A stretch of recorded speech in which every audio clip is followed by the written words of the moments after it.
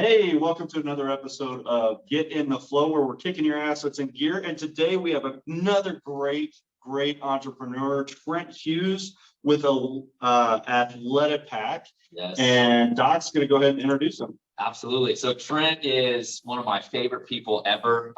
We met him on the block season 8. And so we got to meet him. We know a little bit behind the scenes about Trent. We want to get you guys kind of a little bit of information because he is incredible. So his mission is to create packs that comfortably carry life's adventures.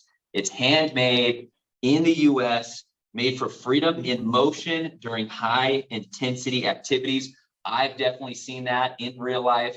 Again, we're going to present you guys with where to follow him, and you're going to see the same thing.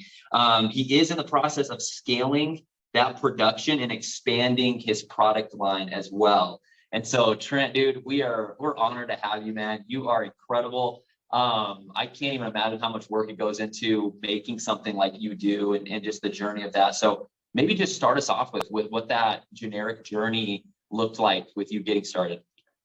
Yeah. First of all, thanks for having me. Appreciate this. Thanks for the opportunity, but I'll just go right into it. So my name's Trent Hughes. Great introduction. I appreciate that.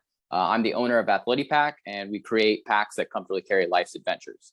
So whether you're just running a race, maybe you're taking a quick trip to the grocery store, maybe you're through hiking the Appalachian Trail, all 2,000 miles or whatever, we've got you covered. We got all different ranges of packs for different use cases. So we accomplish this through the use of our elastic webbing assembly. So I'll just go ahead and show you what the pack looks like. So this is what the pack is.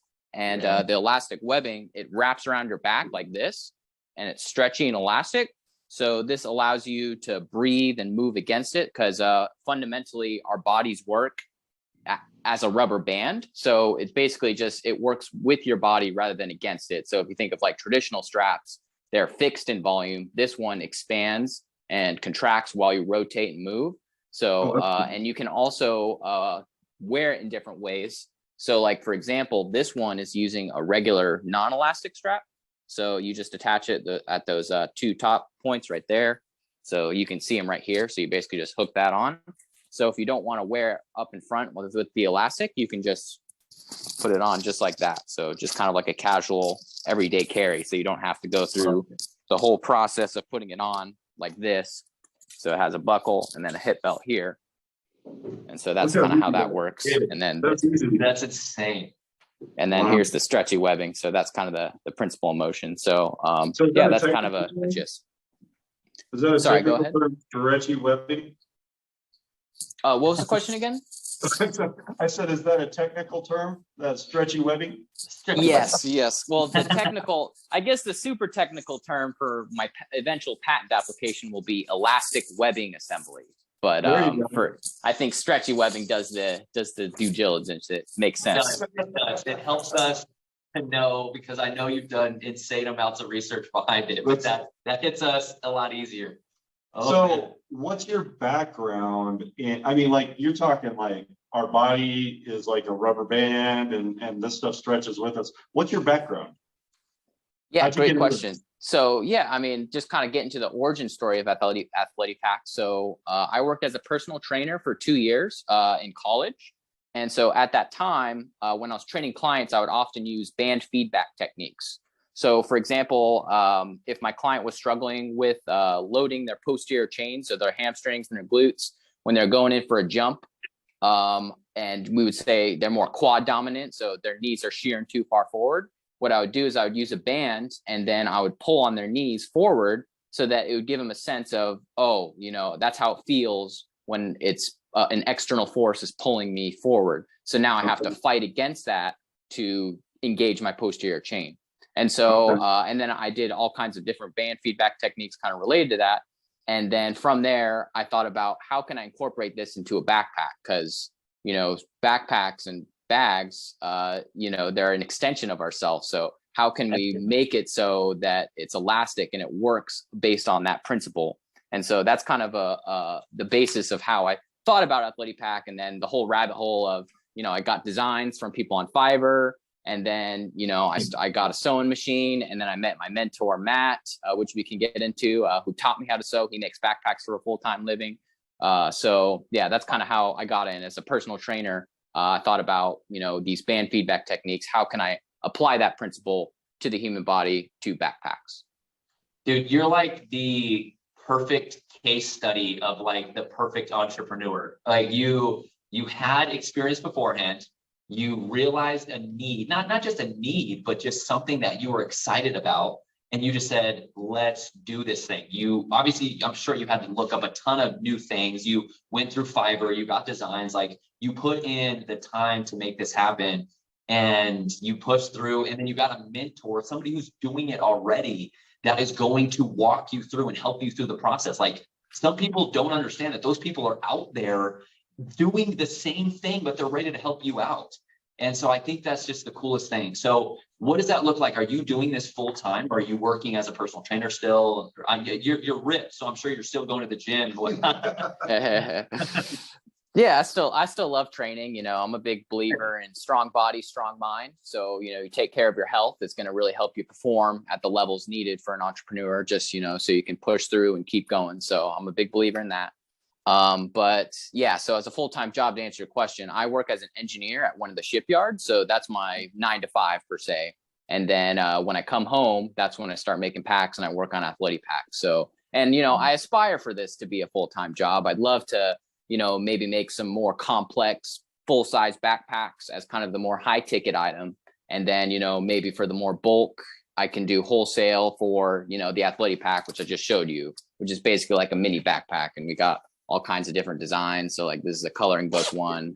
This is one's been pretty popular. And then, other kinds of different burners. So these ones being kind of like, I sell them bigger quantities and then I just develop my skill and then do more specialized, like full size hiking backpacks for, maybe make 10 a month or something like that for a bigger ticket item. And I think that will be a good way to make a living off of this. But, business takes time, business takes time and you just got to trust the process and enjoy the journey and, just listen to feedback and get mentors, super important. That's awesome. So what's are you making these all yourself? Are you like hand sewing? And is this your shop? Are you sitting in your shop? Yes. So I'll show you. This is my industrial sewing machine. So I started up with this guy. He's just a regular home sewing machine. I got this off Facebook Marketplace for $80. So anyone looking to get into sewing, you can just find these everywhere. This is a Singer heavy duty. And then this is the more heavy industrial one. And I just did this so I can, up my production. So, since this is heavy duty, I can sew a lot faster with that one versus the home sewing machine. And this is right in your house. Yes. Yep. Just in my bonus room. I have a little extra room. So, yep, exactly. All right. So, there are still entrepreneurs that are building things out of their garage.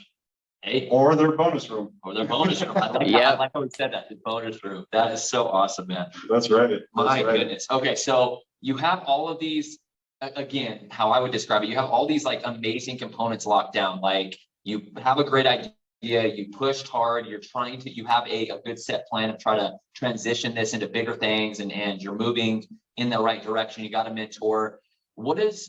Can you give any like advice to the startup entrepreneur or somebody who's wanting to take that first step? Like what was really something that kicked you into gear into doing this?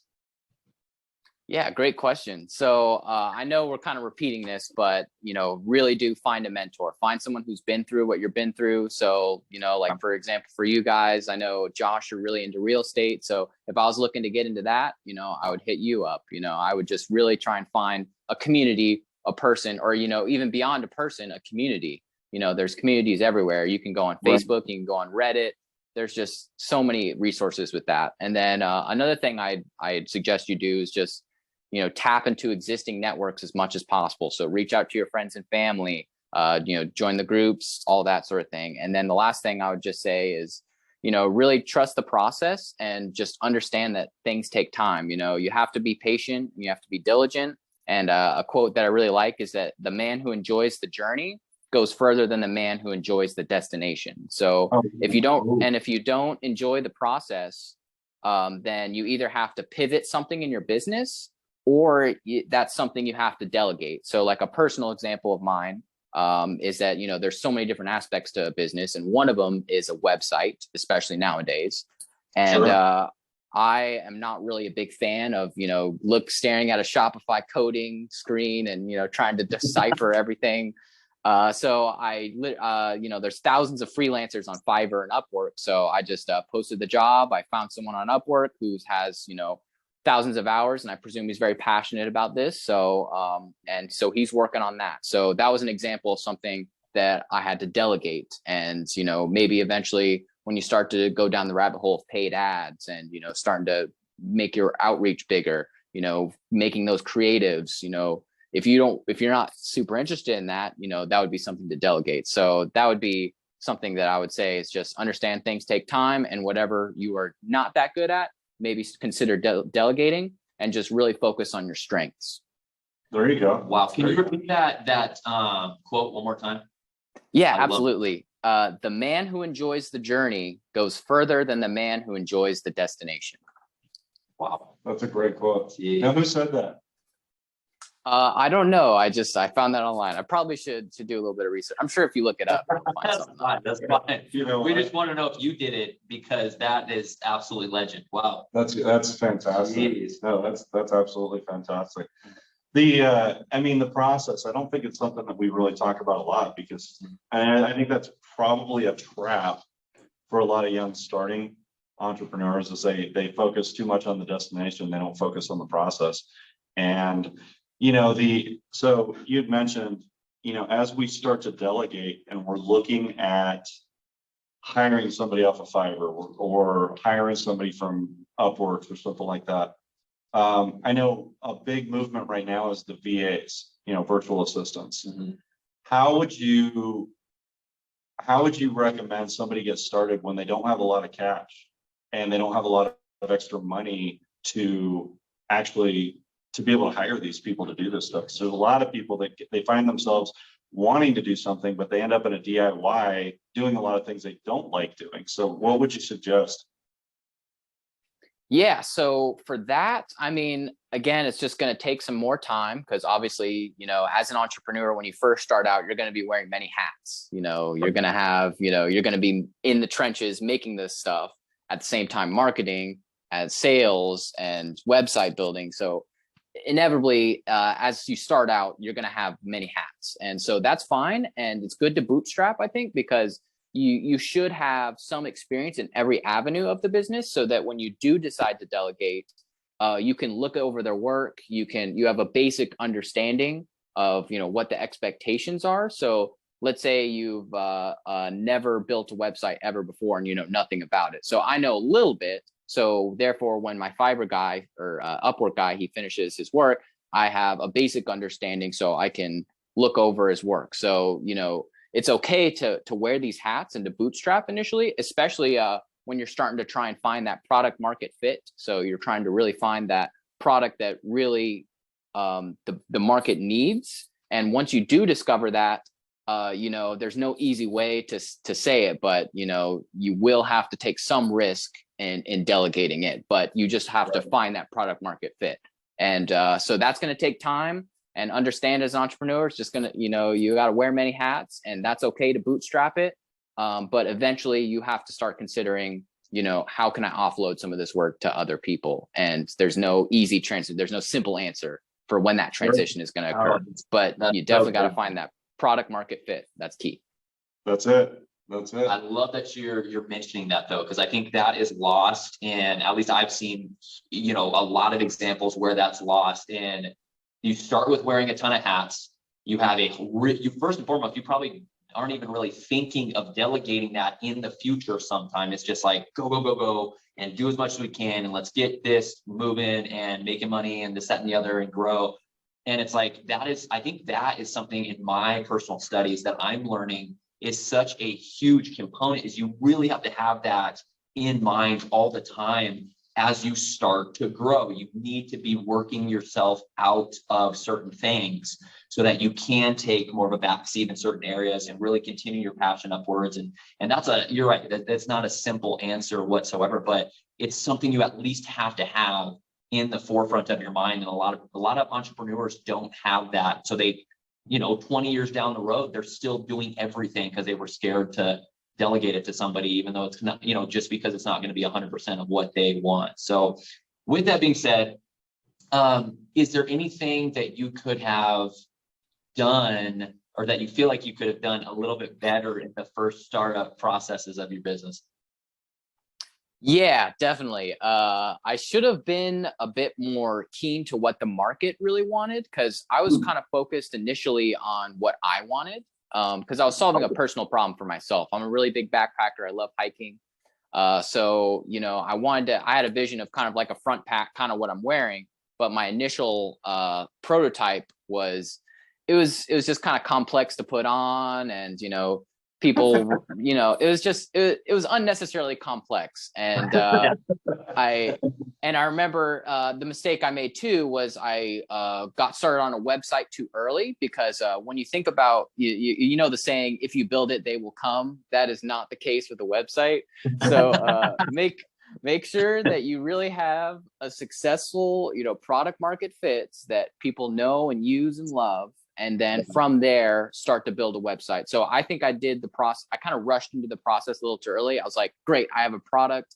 Let's build a website. Let's try and market it. Let's get it going, which is not necessarily bad. I think everyone should start, marketing, because, there's no point where it's like, okay, finally the product's done. Now I can start marketing. You should always be marketing, And so, so I just kind of rushed into that with my first prototype. And then eventually I started making, different add-ons and different configurations. Like, for example, one really big add-on that's been popular that is that, you can wear it in multiple ways. Like, I'm wearing it in the front pack variation, but you can also wear it as a fanny pack, because I added a buckle connection on the backside. So there's the bottom, and then there's the top.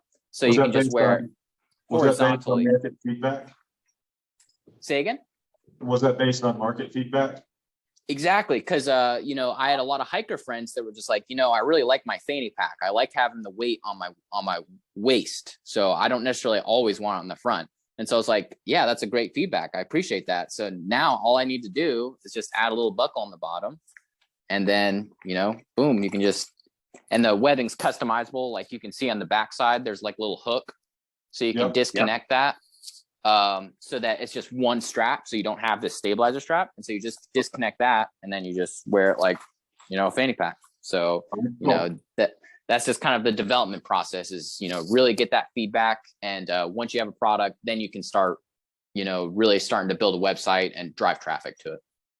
Nice. Wow. Nice. So, well, we're coming in for a landing, and man, this has been fantastic. So if you'll take just a moment, tell us where can people find ATHLETIPACK?